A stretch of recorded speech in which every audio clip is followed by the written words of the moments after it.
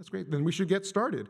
And I'm thrilled to introduce my great friend and a great friend of the APS who has helped us in so many different ways in terms of reading fellowship applications, providing guidance and advice to me, and now today providing a comment on our first panel, social networks. That's Professor Andrew Shankman, who's at the Rutgers University at Camden.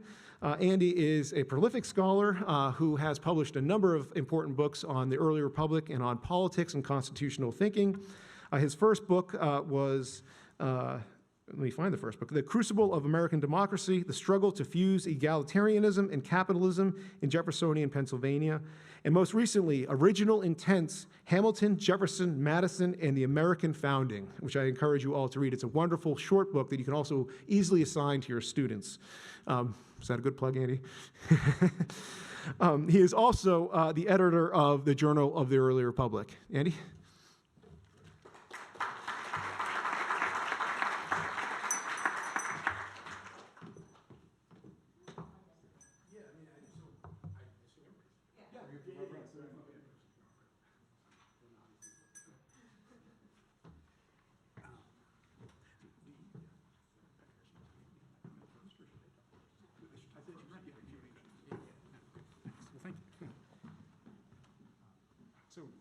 The speakers are going to, though, speak first, so you can forget about my introduction, and then I'll give my comment.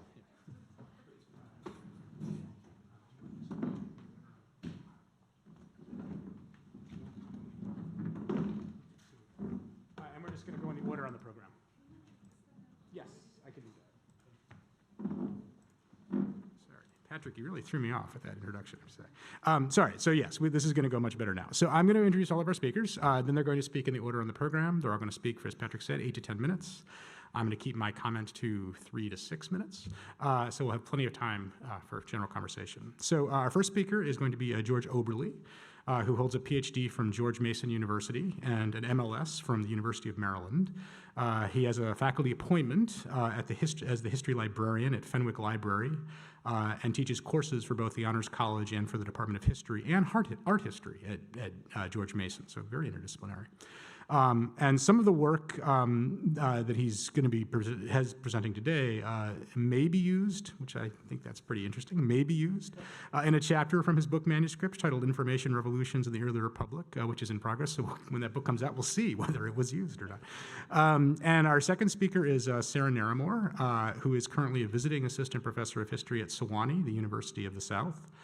She just recently successfully defended her dissertation, I Sing the Body Republic, How Benjamin Rush Created American Medicine at the University of Notre Dame just last year. And she's now working on revising it into a book. And Dr. Naramore is especially interested in the intersection of medicine, public health, and politics in the early republic, and the outside role Rush and his students played in the development of the nation's medical system. And currently she is working on a project to find Rush's students and their social networks using correspondence, publications, and society memberships. And then third will be Peter Messer, who I've known for quite some time, who was Associate Professor of History and former Dean's Eminent Scholar at Mississippi State. He's the author of very good books, Stories of Independence, Identity, Ideology, and History in 18th Century America, from NIU Press, which is where I was an undergraduate, so very close to my heart, and is the editor of Faith and Slavery in the Presbyterian Diaspora, 1700 to 1906, which was published by Lehigh. And he's recently published essays include The Nature of William Bartram's Travels, forthcoming in Atlantic Environments in the American South from the University of Georgia Press, and Republican Animals, Politics, Science, and the Birth of Ecology in the Journal for 18th Century Studies. And this paper he's giving today is part of a manuscript project tentatively titled Dictated by Nature, Science, Aesthetics, and Natural History in the Early American Republic. And then bringing it all home for us will be Alicia DeMaio, who is a PhD candidate in history at Harvard, and is writing a dissertation about botanical gardens in the growing imperial United States between 1800 and 1860, and, according to her at least, attempting to keep some houseplants alive in her Boston apartment, so we'll see about that. She received her BA in history right here in town, in English from Penn in 2013, and last summer she spent 2 weeks as a fellow at the Wilson Library at the University of North Carolina in Chapel Hill, which did help to support the research in her paper that she's giving today. So without further ado, I'll turn it over to George.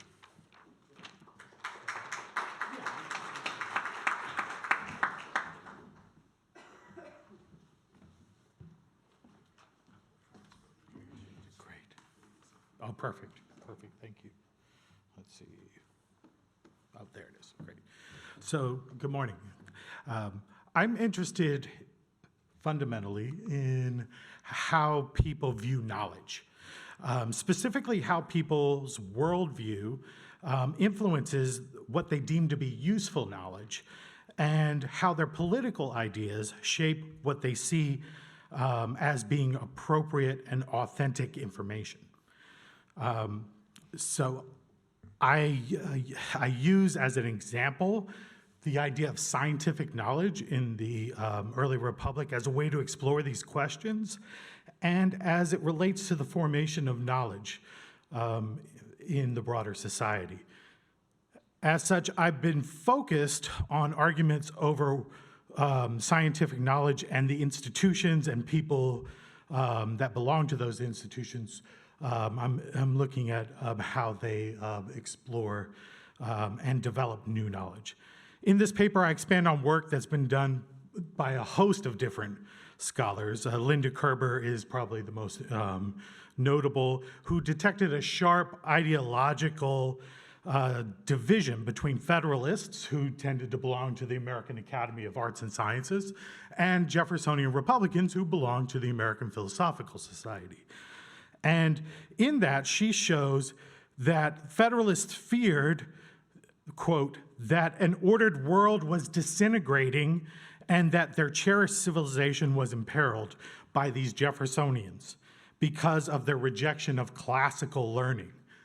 I also am building on the work of Johann Neem, who is looking at educational institutions, where he has seen the beginning of the transformation of privileging amongst the Republicans, privileging new ways of focusing on disciplinary knowledge as opposed to the classical liberal arts tradition, which was based on focusing on the idea of oratory, and so in that way, I'm moving on to look at what exactly is whose knowledge should be privileged.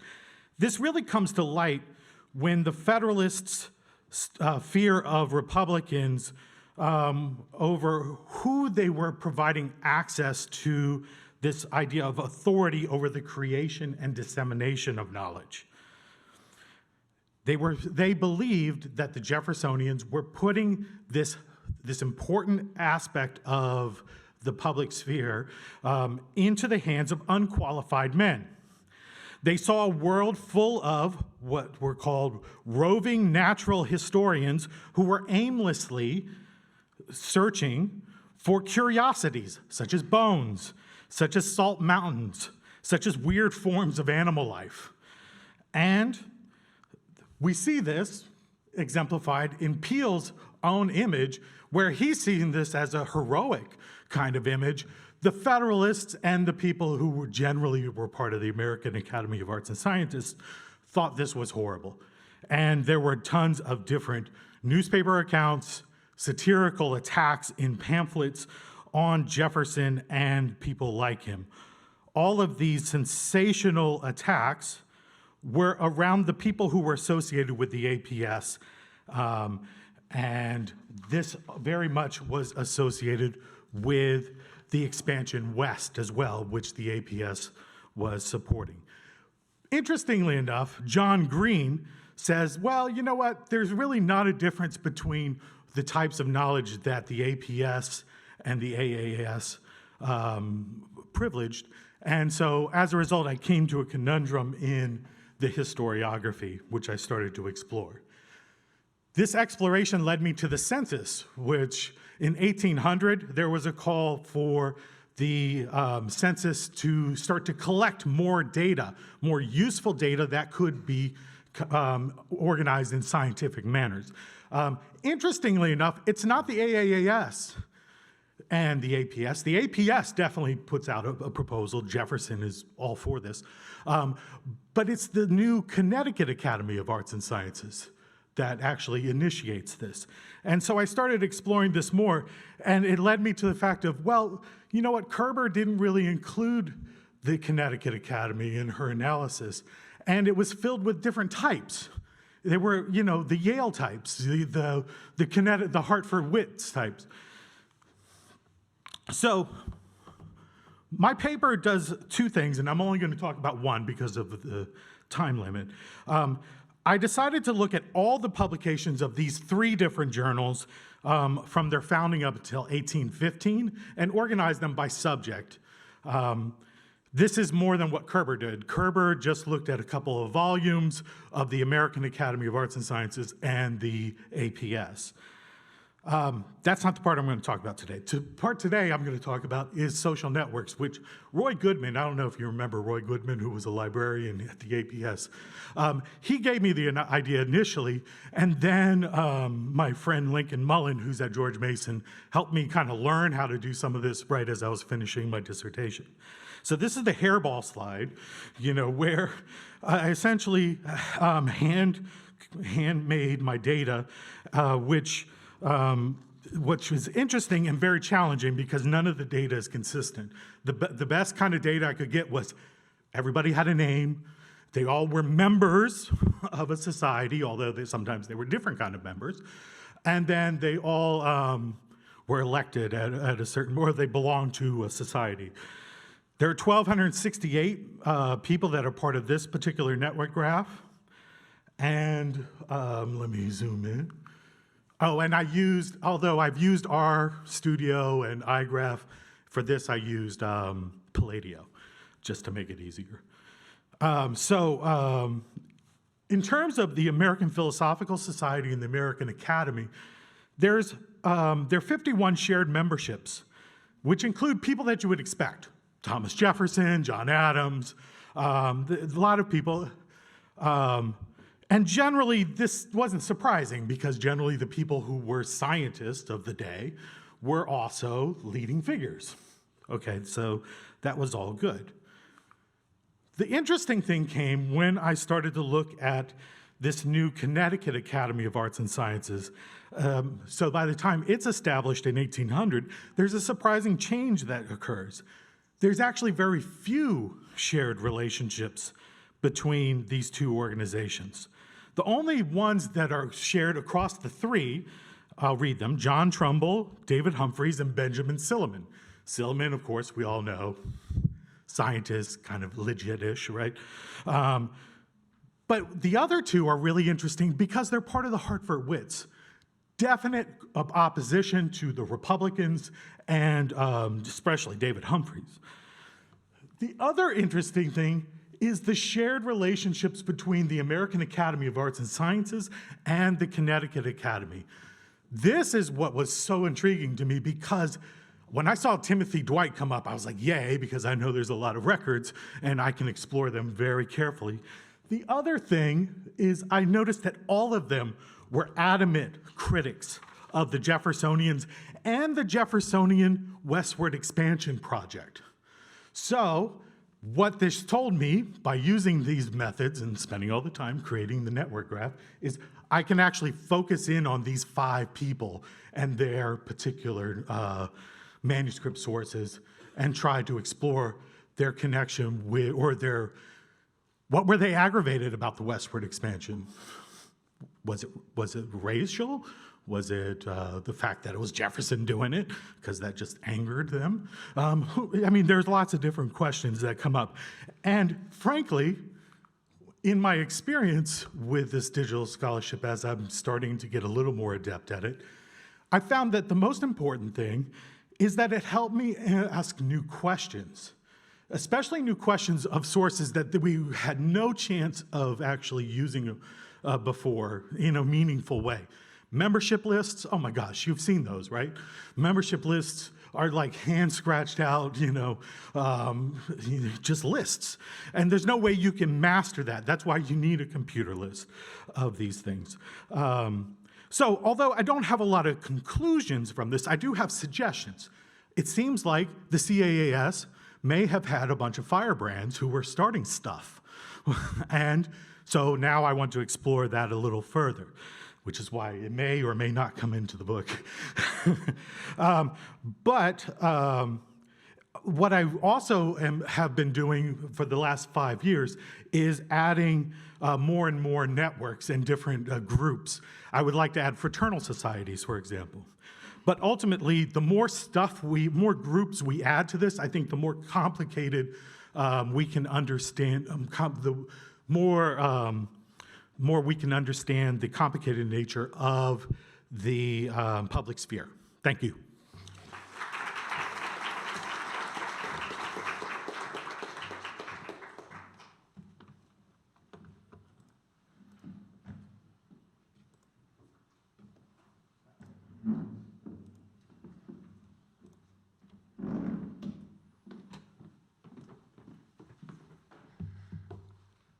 All right, well, thank you so much for being here today. Couple of quick things to add before I jump into the talk, not to extend my own introduction, but I do want to thank the Library Company of Philadelphia. Almost all of the work presented here today couldn't have been done without a dissertation fellowship from there.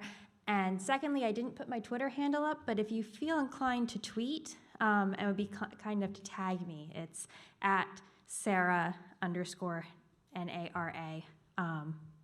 So thank you. All right, so who you know, how social networks and educational networks fostered professional identity among American doctors. Right, so how this project, I want to start with talking a little bit about how this project actually got started, because it's a little bit different. It's sort of sitting between my book project and what I hope will be my second project on professional identity in the 19th century. So it starts with the question of Rush and his students. So Benjamin Rush, famous Philadelphia doctor, teaches at the University of Pennsylvania, extremely quotable. If you read anything from the early Republican period, any books about it, there's going to be a quote by Rush, because he's very clever and sometimes snarky. Something else that comes up, particularly in the medical literature, is just sort of this blanket statement that Rush is influential to some extent in this narrow time frame because he had a lot of students. Sometimes just sort of a general hundreds, sometimes 1,000. And the assumption that this is important and then somehow goes away in the early part of the Antebellum period with this rejection of rationalist system making in the 1820s and 30s, which if you want to know more about, you can ask me later. And I really want to know, what is the value of just saying there are a lot of students? What does this influence mean? So the first thing is to count them. I've identified 3,018 individuals who took a class, who went to Rush's lectures, who were his personal students, who identified themselves as students in letters. And at the same time, I was looking at Rush's incoming correspondence, so letters that came to him. It would be great if we had all the responses. Rush, unlike his friend Jefferson, did not keep a letter book, and he did not make copies of his letters, so it's a bit more convoluted. We have a lot of what came in, and I've looked at a sample of about 3,300 of them. So putting these things together, and starting to bear in mind this question of what is this influence? What is important about being a Rush student? And why is this valuable? Why is this valuable to students as late as the 1850s and 60s who still want to say they are a student of Benjamin Rush, even though they've really rejected a lot of the physiological arguments of Rush? And this gets to the importance of conversations and networks that are recapitulating behavior and forms of relationships. So in the paper, I will not read all of this, but the reason we have this beautiful picture of Indonesia in a talk about Benjamin Rush to start with is the example of Thomas Horsefield. So Horsefield was a student of Rush. In 1801, he traveled to Batavia, what's now Jakarta, and wrote this letter back to Rush. This is the only one that seems still to be there. But it really is an example, and Horsefield is a sort of extreme example of the Rush student model. So he notes that that he has daily opportunities of observation, these truths that he has acquired in his instructions, a very broad research program that is merging medicine, natural history, ethnography, and linguistics, and a certain amount of experimentation. So looking at the local to understand universal problems. This is about as generic as you can get with sort of medical idea at the time. Almost everyone's going to agree that climate, location, and society are going to have some influence on bodies. And this is the sort of baseline argument that Rush pushes in his medical lectures, that you have to understand all of what's going on. Just a note that Horsefield was not the only one, so these are the roots of several Rush students found. Horsefield stands out. He only has one letter, but he did end up working for, when Batavia switched to British control during the Napoleonic Wars. He ended up working for the East India Company and the Royal Society, and he ended his life at Kew, cataloging plants, so he's particularly unusual, but he's not the only one who's involved in these travels either. So on to actually the numbers in the network. So out of these letters, I've also looked at, as noted in the paper, I'm not gonna have time to dive into that, but in addition to letters, I've also looked through journal articles from several American medical journals and found where that overlaps with students as well as professional organizations. Out of these letters, about 13% are from students and former students, and that's being relatively conservative on who's a student. So to be a student, you have to be in Rush's book, saying that you paid him for lectures, self-identify as a student, like, hey, remember me, I lived in your house for 4 years.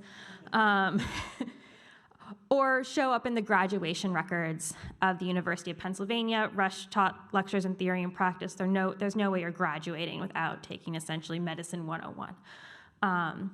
But that is limited, particularly time period. So Rush's Rush's documents don't start until 1789, so that leaves out the first 20 years of his teaching, for example. Other physicians, colleagues, make up 38% of that correspondence, and then patients and patient associates are about 17%. So the majority of these letters do have to do with medicine. With respect to patients and physicians, we see this general increase over time. Not particularly surprising. He's more important, he's more famous, less likely to have thrown things away towards the end of his life when he's thinking about posterity.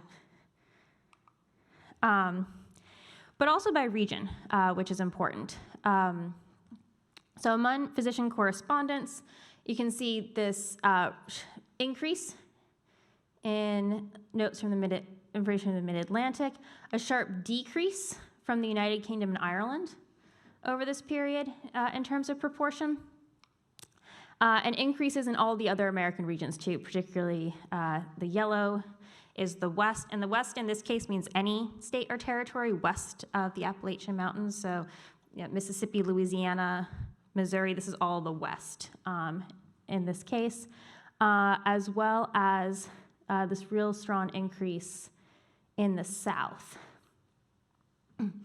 And those are particularly students. There's a very strong connection between students moving to the South, and not only Southern students going home, but students from the Mid-Atlantic who were moved south, and please feel free to ask about why that's the case.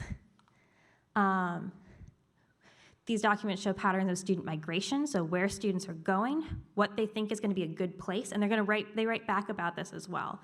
The advantage of particular locations, what they are learning about in these locations, and a sense of obligation to share this with Rush and with other colleagues. That you don't go to Tennessee, Kentucky, Ohio, and not write back.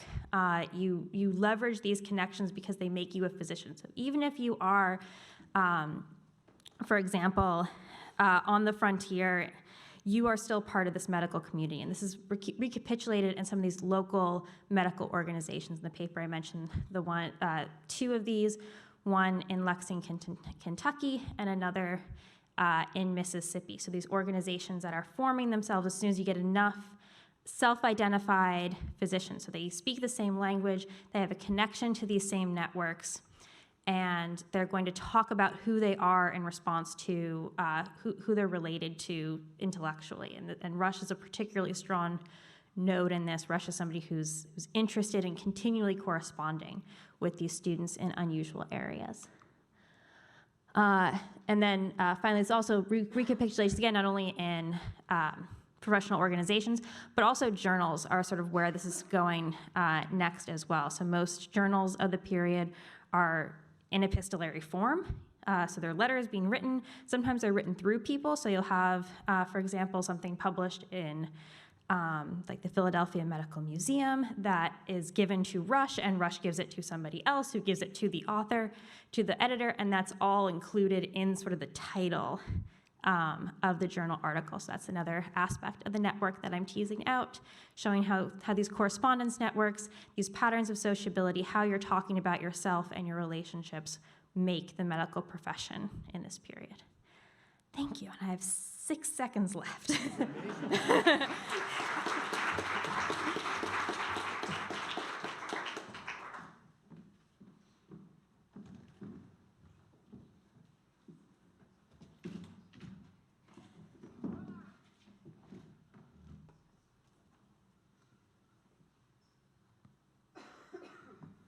Okay, I'll start by thanking the APS first for hosting the conference and allowing me to present my work, but also for funding the research that created this paper. So I am doubly indebted to the APS today.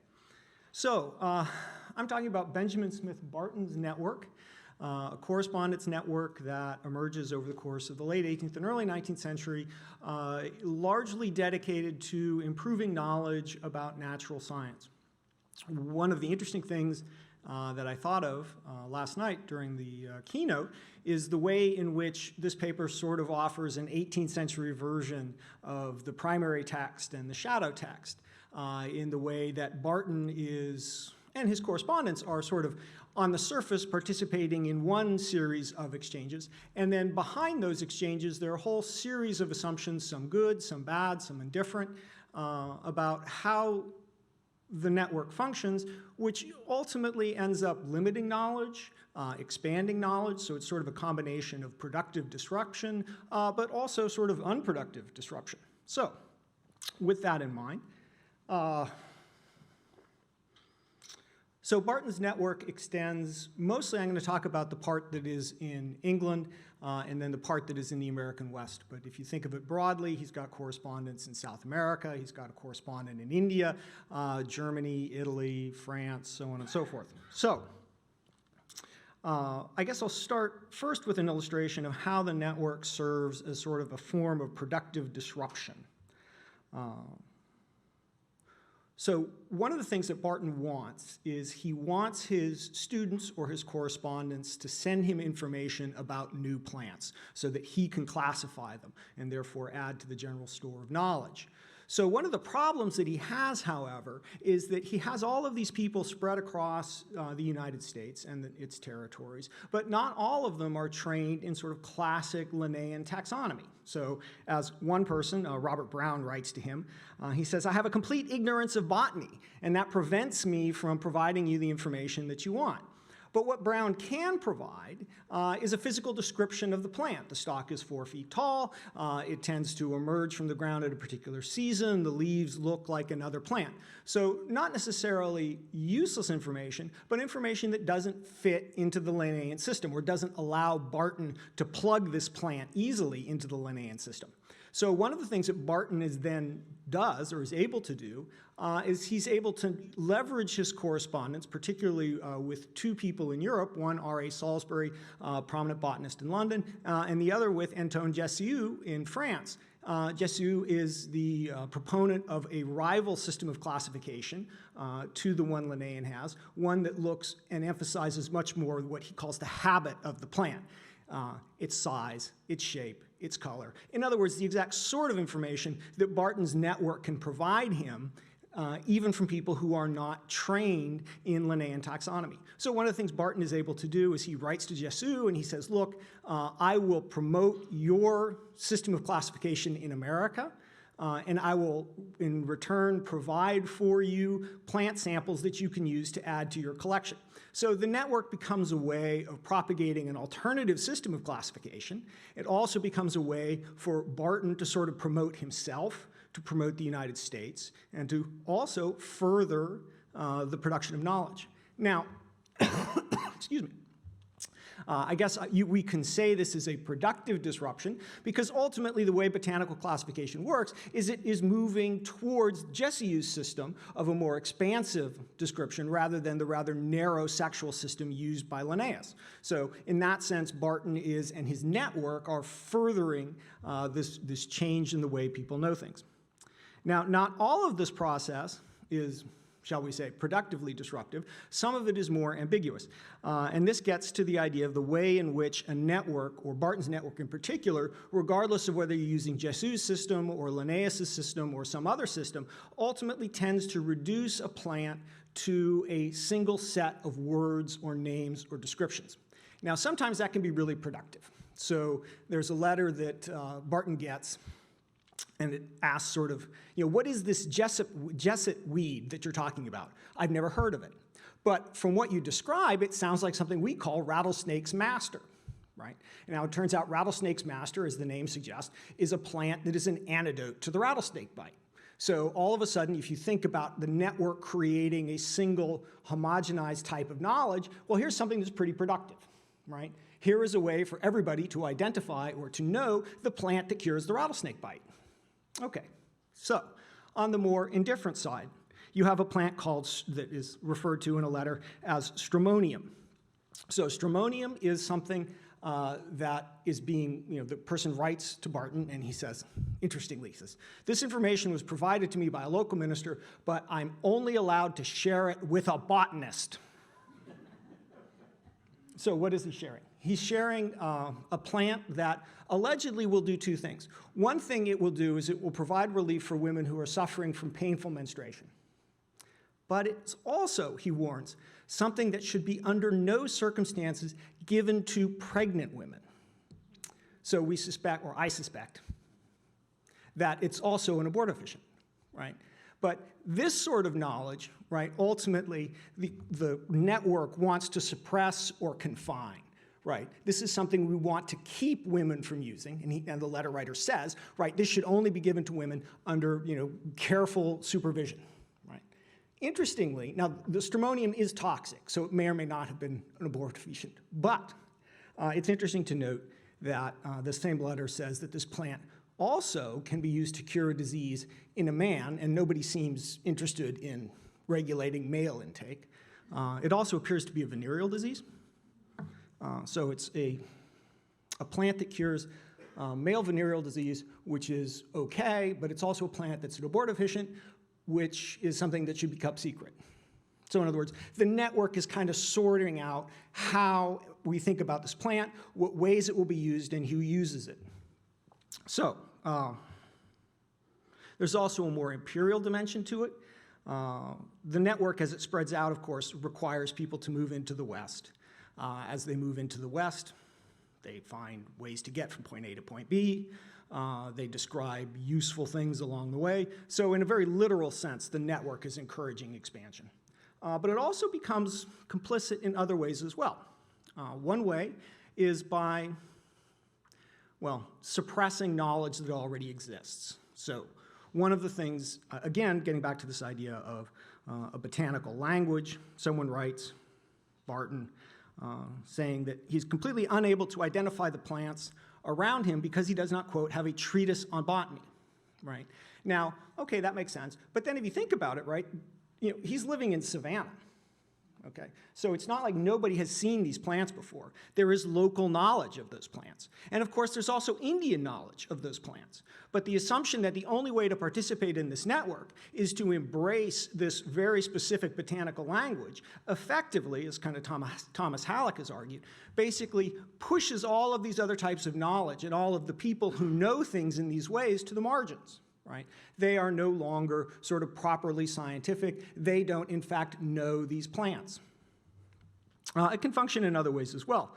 He gets a letter from someone in Georgia describing the polygala Lemagox D. Cox Infursius. I have no idea what that is, but Barton did, and so did his correspondence. It's a valuable medical plant, right? So essentially what the author is doing is he's telling him that this new land that has been added from the Cherokee is full of this medical plant, right? So all of a sudden, the same kind of medicalization or standardization, which lets you disseminate something like the rattlesnake weed, right? In this case, all of a sudden, it becomes a way of thinking about Cherokee land differently, right? Cherokee land is part of kind of this broader scientific whole United States. Not only that, because of this sort of standard way of talking and thinking about it, it makes that land desirable, right? This is a land that we know we can use, that we can get something for, and that we should perhaps push the Cherokee away from a little more quickly. So those are sort of a kind of a broad array of examples of how Barton's network works, right? At one level, there's this primary text, this primary conversation about spreading knowledge, promoting knowledge. On the other hand, there's this sort of secondary sets of assumptions, right, that ultimately work to limit knowledge, to restrict knowledge, and to promote and encourage the expansion of the United States in ways that perhaps a lot of people, i.e. the Indians, wouldn't be so fond of. So, thank you for your time.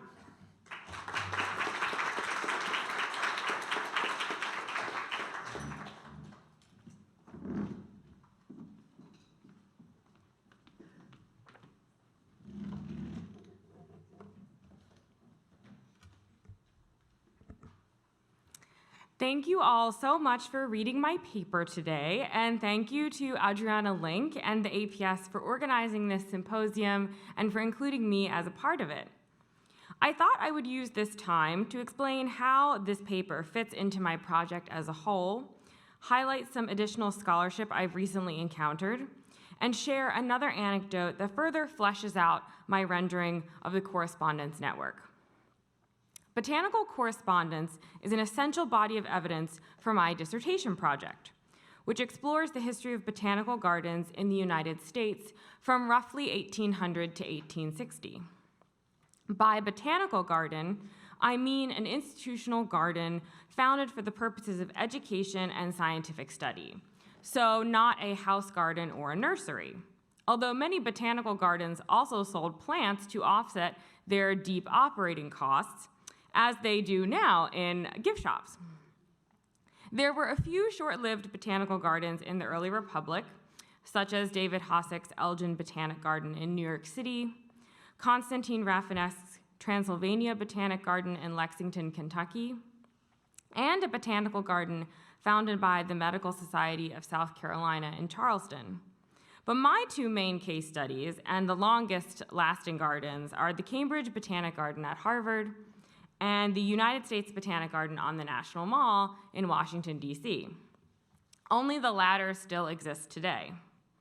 The project examines how these gardens facilitated a young but globally connected empire. The gardens are an excellent place to examine how the state came to use science to facilitate its imperial expansion, and it allows us to examine how democratic early American science really was. Gardens were open to all, or those who could pay a nominal fee, but run by the elite and often connected to large institutions such as universities or government. As I was reading these botanical letters, particularly those surrounding Asa Gray, Fisher Professor of Natural History at Harvard and Superintendent of the Cambridge Botanic Garden, I noticed similar patterns that Jim Endersby identified in his biography of Joseph Hooker. Patterns of withholding or granting information, of cultivation of friendships, but also the preservation of power. Elsewhere, I had read of the democratic nature of American science, but while many people may have engaged with and contributed to American science in the early 19th century, there were still distinct hierarchies of power. This paper is my attempt to explore and delineate the characteristics of that hierarchy so that I could better describe it within the dissertation. I enjoyed the opportunity to use some of the wonderful evidence I had come across, which has not made it into the dissertation because it did not directly pertain to collection for the gardens specifically. But it has helped me delineate the functions of this correspondence network. Elizabeth Keeney, in her book The Botanizers, notices a shift in the mid-1840s in which her professionals begin distinguishing themselves from the amateurs while still relying on their collections, rebranding them from colleague to helper. I agree with this shift, though I disagree with Keeney's definition of professional as someone motivated to change science, and amateur as motivated by a desire to improve oneself through practicing science. The characters in my paper, such as Curtis and Engelman, who did not strictly make a living through science and who did not consider themselves professional, still absolutely believed that they were contributing to scientific knowledge. Indeed, that is what drove them to spend so many hours outside of their chosen profession collecting, classifying, and corresponding with other botanists. It's also important to note that collaboration can still exist within a network denoted by these hierarchies. Karen Berkowitz, in her essay about Joseph Leidy, printed in Science Museums in Transition, emphasizes the collaborative nature of scientific networks, which I have also observed, especially between members of the network at the same level of expertise. But collectors and experts like Gray must also collaborate if Gray wants his work to actually get done. And these collaborations reveal inequalities of access to materials and information. There were, however, real friendships that emerged from the Correspondence Network, vividly portrayed within these letters. Frequently, these men, some of whom would never actually meet in person, would demand photographs of one another and share intimate details about their lives. Charles Wilkins Short and Asa Gray never actually met, but Gray opened up to him in ways that he did not to most other people. Gray's discussions of his busyness take a different form in his letters to Short. They transform into a meditation on his hopes and aspirations for what he would like to accomplish in his lifetime. While mentioning the trials and tribulations of hiring another artist, since his current artist, Isaac Spragg, could not keep up with the workload, he wrote to Short, "In this way, I may hope to accomplish more for science. My next 10 years, if it please God that I have them here, should be my best ones, and should accomplish the greater part of the work I may hope to do. I am 43 years old this week. I can just barely get on comfortably with my salary, having no children, and my dear wife some $3,000 in capital, accumulating interest for her future. So we have no anxiety on her future account. So that doing the work incumbent on me to do as professor and as an American botanist is just the work before me, which I engage in with alacrity and with satisfaction and single-mindedness." Short misunderstood Gray's declaration of his childness as a lament, and instead congratulated him on having no children. He told Gray about his 10 children, 4 of whom died in infancy. Of his 5 children who did survive to adulthood, 4 were married and had provided him with 12 grandchildren. But 5 of those babies were, in Short's words, already consigned to the tomb. So why did Short congratulate Gray on his childless state? Because, Short wrote, "It relieves you of cares, anxieties, perplexities, and solicitudes beyond enumeration. It absolves you from the anxious vigils attendant on the sickness of your children, the agony of grief resulting from their death, the cares and responsibilities connected with every period of their lives, from the cradle to the grave." Gray corrected Short in his next letter and wrote, "I am perfectly content with what a wise and good providence withholds as well as what he has given, and feel the great comfort, situated as I am, of the freedom from anxiety for the future, which a family must needs entail. God forbid that I should reprise for a moment." In other words, no children meant more time for botanical work. Although he felt that his wife, however convinced it is for the best, would hardly be a woman if she did not long for children. Sadly, we do not get to hear Jane Loring Gray's perspective on her childless state. Perhaps she was just as happy as Gray. After all, she did seem to be convinced it was for the best. In Lisa Ann de Cesare's article about Jane Gray, she mentions her loneliness due to her ill health, but also her constantly busy household, always filled with students and friends, despite their lack of children. In conclusion, I thoroughly enjoyed reading the other papers on this panel and in the symposium as a whole, and saw a number of themes that I touched on reflected in the work of others: the democratization of science, the privileging of some voices in the network rather than others, the important social connections that networks can forge, and the politicization of science, to name a few. I look forward to your questions, comments, and further discussions both on this panel and throughout the day. Thank you.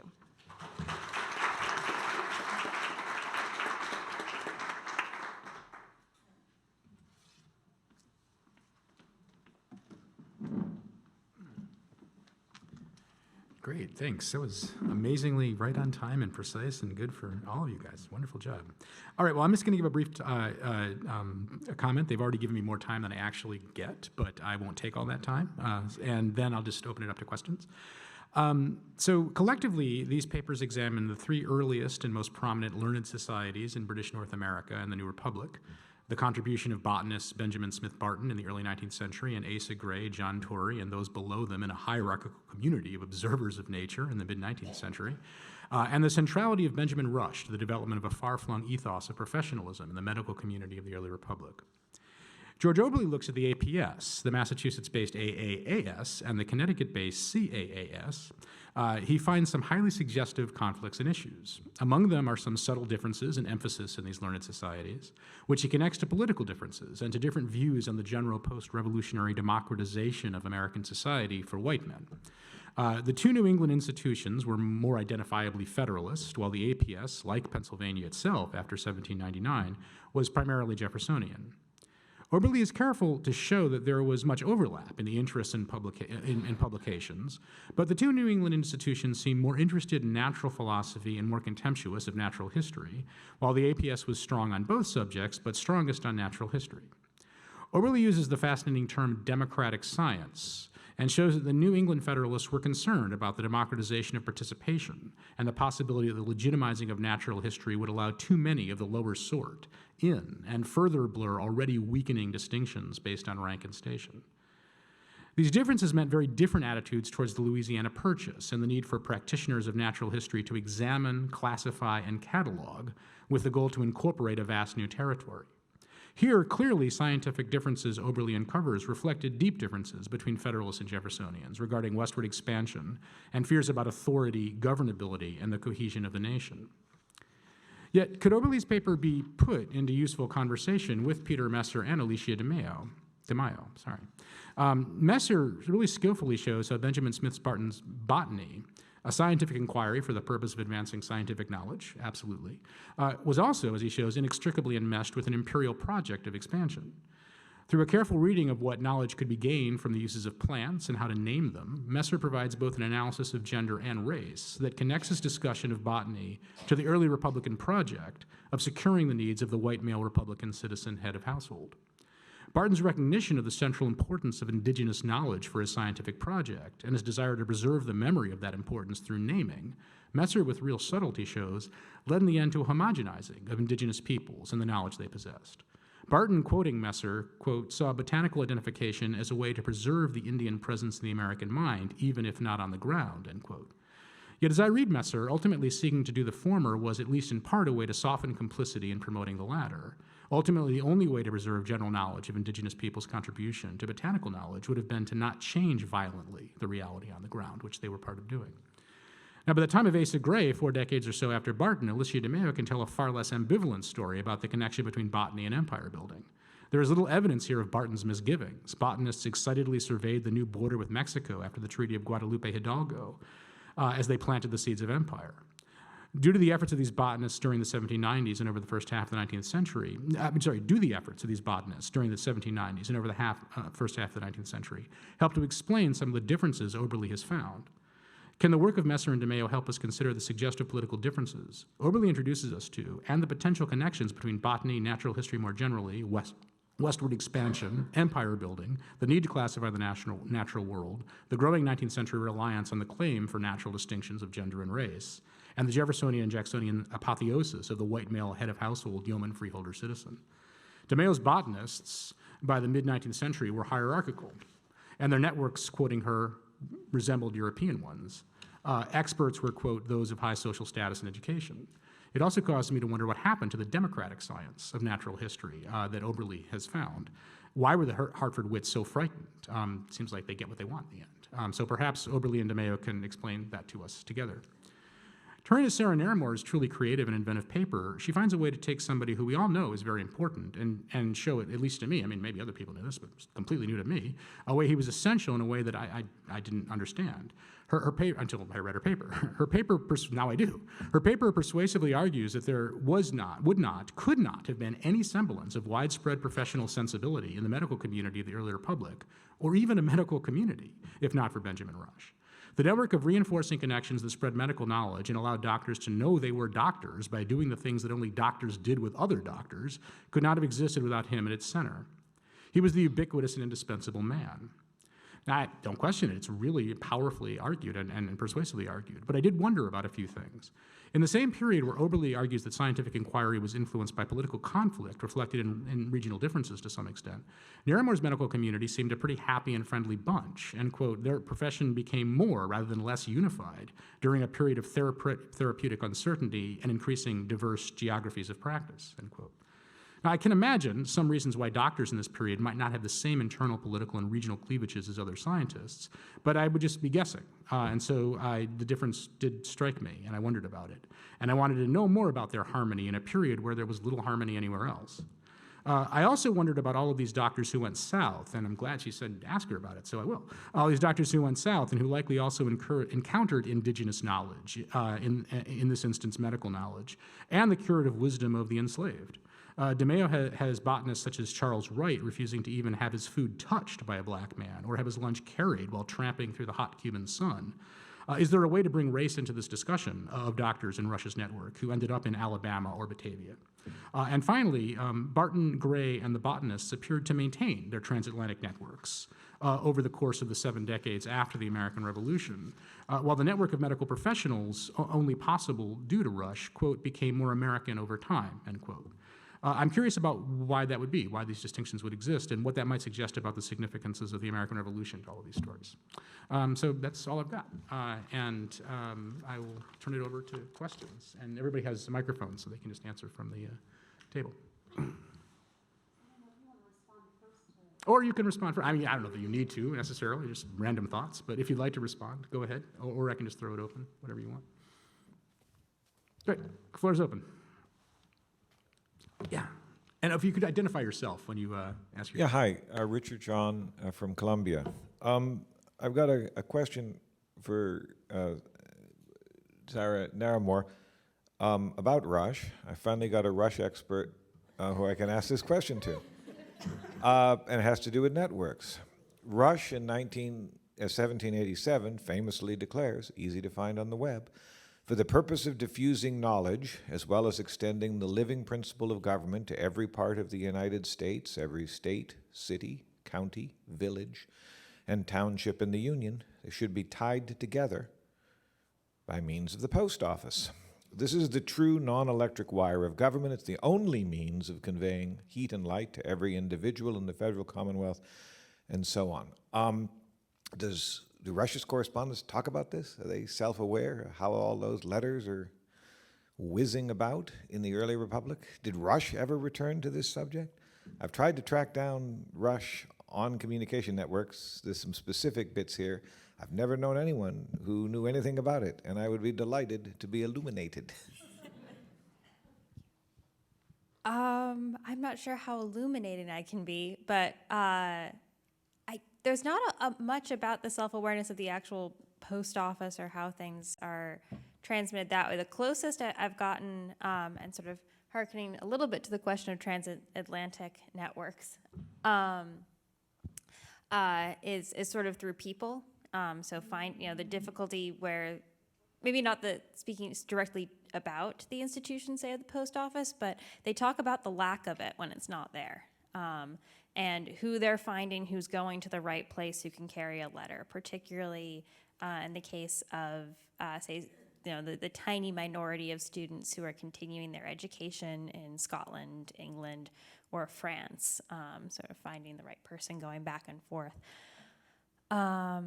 So yeah, I don't know. That's really fascinating, and something I'll think more about. But certainly the sentiment of the importance of connecting people through letter writing is very clear. And you get this particularly from students or colleagues who, not exclusively, but particularly those who are in the West or in the South, in newer areas of settlement, who sort of speak of this loneliness that they would have as professionals if they didn't have these networks, that they didn't have Rush to connect to. He is primarily thinking there of, he's thinking primarily of newspapers.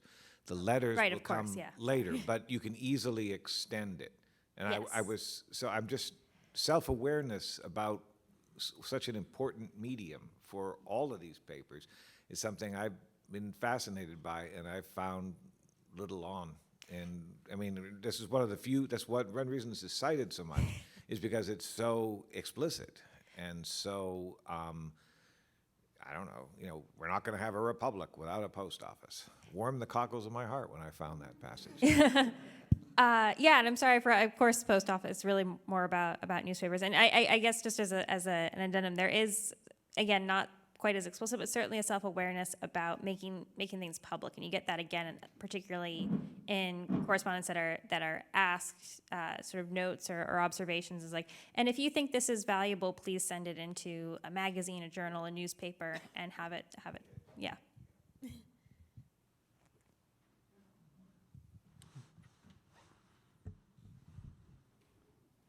On the same vein, I noticed the European correspondence went way down. Could you explain that a little bit to me?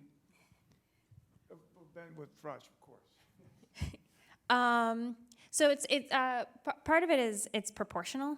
So it's not that the raw number of letters have gone down. The proportion of the correspondence that is European has gone down. So those are percentages rather than raw numbers, which is the first caveat there. So it's not necessarily that the number of letters coming in have gone down, but they're just swamped by these American letters. So he continues to have these connections from overseas, not only from Americans abroad, but key correspondents, old friends from Edinburgh or London, who he keeps up with, and his reputation is international at this point as well. His work on yellow fever is translated into multiple European languages, particularly his 1812 book on diseases of the mind by the middle of the 19th century is in multiple editions in English. It's in French, Swedish, German, and Spanish. So it's not that there's not an international component to this, but so much of the information, and I think much of why he feels he can speak for the country, not only is he sort of helping these other physicians have a sense of professionalism, they're giving him the ability to speak for the whole country, even as it grows, and even as he's mainly in Philadelphia, tied down by, speaking of families, his family of 9 children who are hard to leave.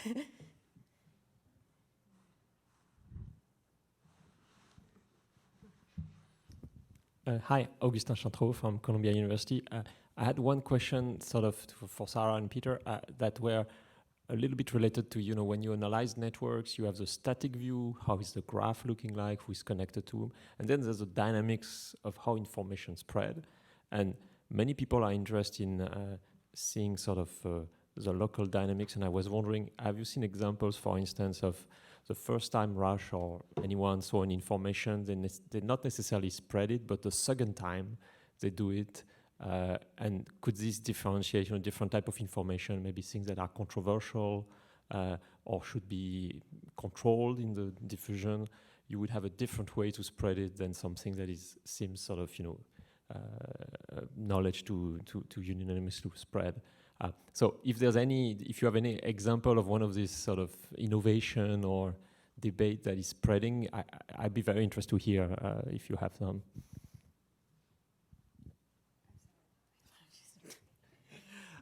So most of the stuff that I come across, the type of restraint is the type I talked about in with the sternonium, that amongst themselves, they're perfectly willing to pass on information, and just there's a very wide sense of what's important, which is pretty much everything.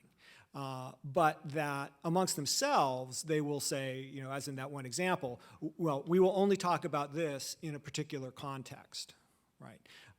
So it's not so much that he has to get a letter 3 times before he decides that it needs to be passed on. It's that when he gets a letter, he decides, or his correspondent who's writing him decides, well, this is the sort of thing that everyone should know about, and this is the sort of thing that you know, that only we botanists should talk about. And most of that, I would say, actually is implicit in the sense that they confine their discussion of plants to you know, Latin nomenclature, so that the only way you can know what the hell they're talking about is if you know the nomenclature, right? So these are ways in which the network kind of chokes down that knowledge, but there's not a lot of sort of, you know, overt discussion of, you know, this is something that I'm going to sit on. It's more like, okay, throughout the network, we'll distribute it, but we'll suggest that some people should know it and some people shouldn't, or we'll just talk about it in a way that creates a closed loop of knowledge, whether they intend to or not, but effectively it does. You have your sorry. No. Yeah, I think similarly, you get that with the medical networks. It also depends on, I found, how the information is provided. So an awful lot of information is conveyed not as, please share this, here's this great thing that I found. That's certainly some of it. But the majority of correspondence is, if it's medical, is about case studies. It's, hey, I've got this difficult case, help me with it. But because of the nature of early 19th century medicine, that includes an awful lot of information about, for example, the environment, a person's character, other things, you know, the political situation, even particularly in cases of mental illness, if there's some sort of major financial or political upheaval in a community that's often connected.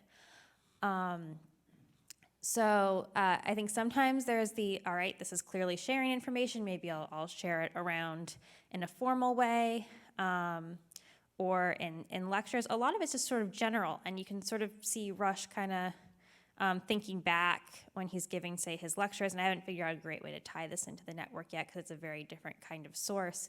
But in his medical lectures to students, sort of these deep generalizations about different parts of the country that's clearly coming from this correspondence, but he's, you know, pattern building rather than specific information. Hi, Maeve Kane, University at Albany. For Peter, I wonder if you could say a little more about the role of gender in constructing what's properly scientific. You had a really interesting about the Cherokee knowledge of plants and how that enters scientific networks, and oftentimes in indigenous communities, it's indigenous women who are responsible for that knowledge. So I wonder if you could say a bit more about how that knowledge gets constructed in different ways because of perceptions of gender. I guess the easy way to think about that is the ways in which the participants self-identify as men of science, corresponding according to these strict rules of identification and classification. And you know, there's a couple of mostly, well, entirely dismissive. One guy says, I'm trapped here. I can't learn anything except what the old maids know. And I really need it's the excerpt I said, a botanical treatise. Until I have a botanical treatise, I'm dependent on the old maids, and I don't, you know, and this is bad, right? Or this is not scientific, actually. I shouldn't say it's bad, it's just that it's not properly scientific. So they are, I would say, self-consciously constructing themselves as men of science, engaged in a discourse that is self-consciously marginalizing other forms of knowledge, which is frequently either knowledge, or it's knowledge possessed by women or Indians in this case. I don't talk about slaves, but there's the same sort of attitude. Slaves appear in the correspondence slave women a couple of times, and they never appear as sort of agents of knowledge production. They serve as case studies or examples of knowledge production. So in other words, an example I don't use, slave woman treats burns in her child by applying a plant. But the way the letter was written, this happens accidentally, or this happens perhaps instinctively. But it doesn't happen because she knows, right, that, or she has learned that this is an effective way of treating burns. The sort of translation of kind of native, or in this case, African female knowledge into scientific knowledge comes when Barton's correspondent, describes it and classifies it. It says, this is that plant, here's the Latin name for it, right? And this is the way it can be applied. So those are the ways in which gender comes in. It's in some ways, it's strikingly, forward, right? And in other ways, it's a more subtle, although as you read it from a modern perspective, not very subtle, dismissing of other forms of knowledge, and particularly knowledge, or not particularly, knowledge that is often held by women and racial others. I have a Patrick Spiro, APS. I have a question for the whole panel, actually, because I read George's paper first, and so I had institutions on my mind as I read everybody else's, and that was something else that I felt like you connected all of your papers, which are the role of institutions and institution building in this period. So I didn't know if you could talk about the role of institutions and networks. In some ways, the Connecticut Academy was created probably explicitly to create a network. That is, we build an institution, we create a network. But are there other instances in your work in which the network comes first and the institution is built? What is the relationship between, especially in this period in which I think one of the reasons everyone's probably heading south is because of all the institutions that are being built in the south and the growth of population. So what is the relationship between institutions and networks? And the other one, the other question, which is related, is how aware are your correspondents like Asa Gray and others of being part of a network? Or do they see these as one-off relationships? They just have a whole lot of correspondence, but they don't see the network as a whole, whereas we can then reconstruct this network and say, oh, they're part of this network. So I don't know if you all can respond briefly to that. So a lot of the work, not in this paper, a lot of the work I've done is actually that exact question of looking at how institutions are expanding across the country. And the first thing they do, often any of these aspiring or proto-professionals, they seem to establish some kind of society. They often are, it seems, establishing these societies, one for their own shared expertise and shared pooled resources to get books and other kinds of materials that they might not be able to afford on their own.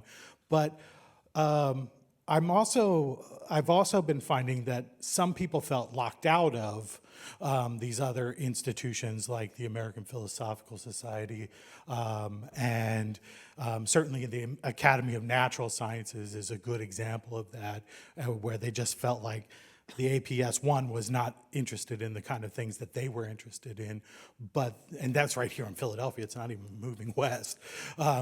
So it's not, so in other words, it's not necessarily just a geographic feature. But what they talk about is, they're not being taken seriously in the cases that I was seeing. But I see networks everywhere. In some cases, some are trying to connect with these earliest institutions like the APS and the AAS, but in other cases, they want to go a completely different direction. And my work kind of only goes up to about the 1860, but that's the pattern I've seen.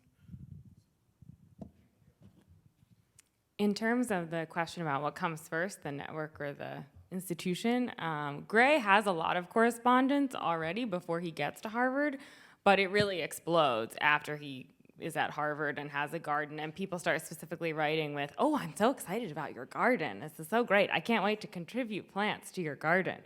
And in terms of whether there's a knowledge of being part of a network, I mean, they don't use that word, but there is definitely a consciousness of we're all connected, and oh, I'm going to write to this person and I'll introduce you to these other people. There's an expectation that you're going to be corresponding with certain groups of people, which seems to me very kind of structured, even though they didn't actually use the word network. I'm Eileen Cheng, Sarah Lawrence College. So my question has to do with the relationship between scientific knowledge and other forms of knowledge, and in particular, historical knowledge in this period. And it's prompted by the fact that if you look at historical writing in that time, the boundaries between natural history and human history were not very clear, that a lot of the people writing on human history, people like Jeremy Belknap or Samuel Williams, were also writing natural histories. And so I guess my question pertains most to George Oberle's paper, and I'm wondering if that's different on the level of institutions. Is there more of a separation when you're looking at these learned societies? And so I'm wondering, do you look at historical societies and what the relationship is between historical societies and the scientific societies that you discuss in the paper? That's a great question. And I've only recently kind of had a light bulb moment of saying that I need to include the historical societies. I did look at, I think it's Alicia, I forget. I've looked at some other scholars' work, that are looking at this kind of, and which prompted me to say, oh, duh, I should be looking at this as well, because you're right. These folks are kind of, they see the world in a much more universal fashion, and they don't see the hard and definite division between biology and geology and these kinds of things the way we see it now. And I did notice that in terms of what they published, the only people who really published a true diverse kind of set of literature, it seems, was the American Philosophical Society was the most diverse. They had something on music. They had a few other kinds of things, but where I saw some really interesting differences is when I did a close reading of those census petitions, and the Connecticut folks are really interested in counting stuff and counting and describing the physical geography of the space. Not that the APS isn't interested in that, but they're just there's a slight different tone, and the closest thing I can come to is the AAS and the Connecticut folks tend to have a more, they look for divinity a lot, both in their historical writing as well as in the science. But I thank you for the point, because I really need to look at that.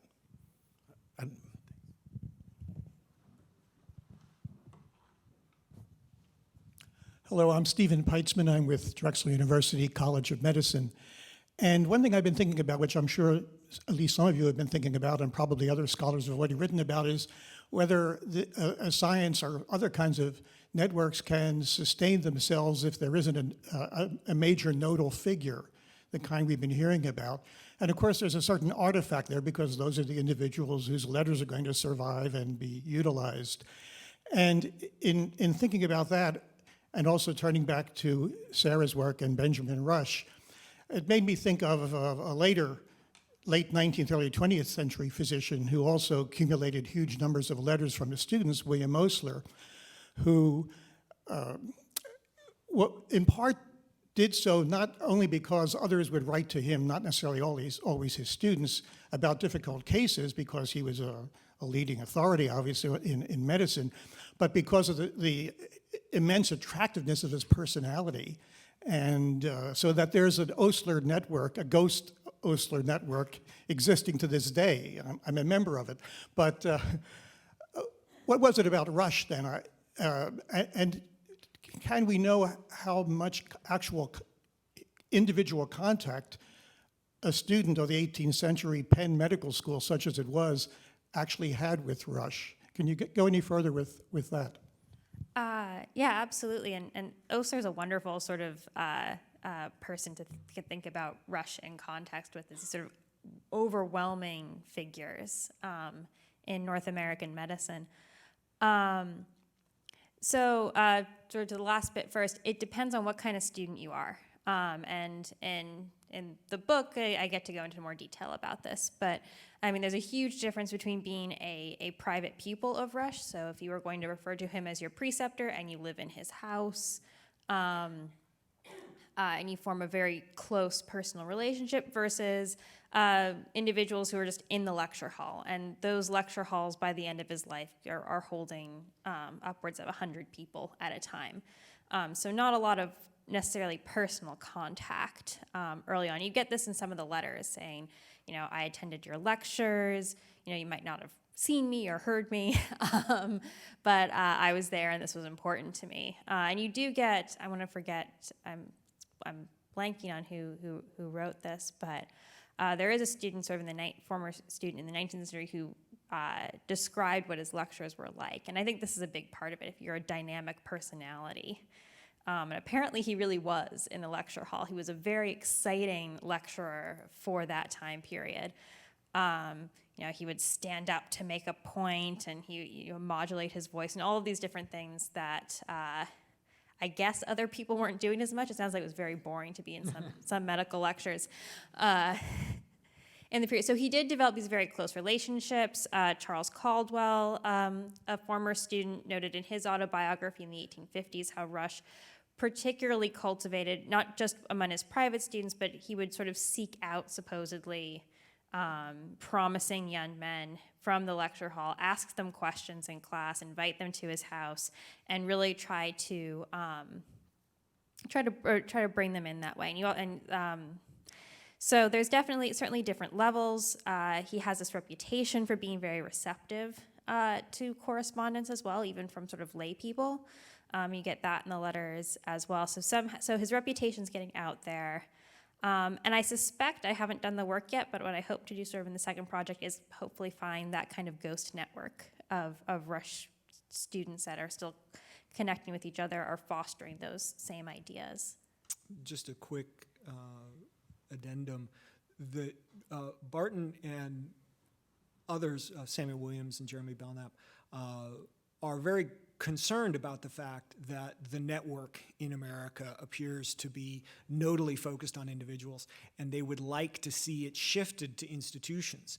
But they can't because there's no money, basically. Well, this is their complaint, right, that there's no money to support an institution that is wholly apart from sort of us charismatic people who care. And an interesting question to ask, to which I don't know the answer, they compare themselves to Europe. Right, and they suggest that in Europe there is institutional support, and so you would then theoretically think that perhaps you would have a different style of network, right? Because with greater institutional support, then sort of the individual node would become less important, and the network perhaps would be more diffused, run through the institution rather than the person. I have no idea if that's what happens, but if you read the correspondence of at least some of these people, that's what they would like to see happen. Okay, we have time for maybe one question. Or I invite you all then to continue networking in the front of the building where there is coffee and more snacks. So please join me in thanking our panelists.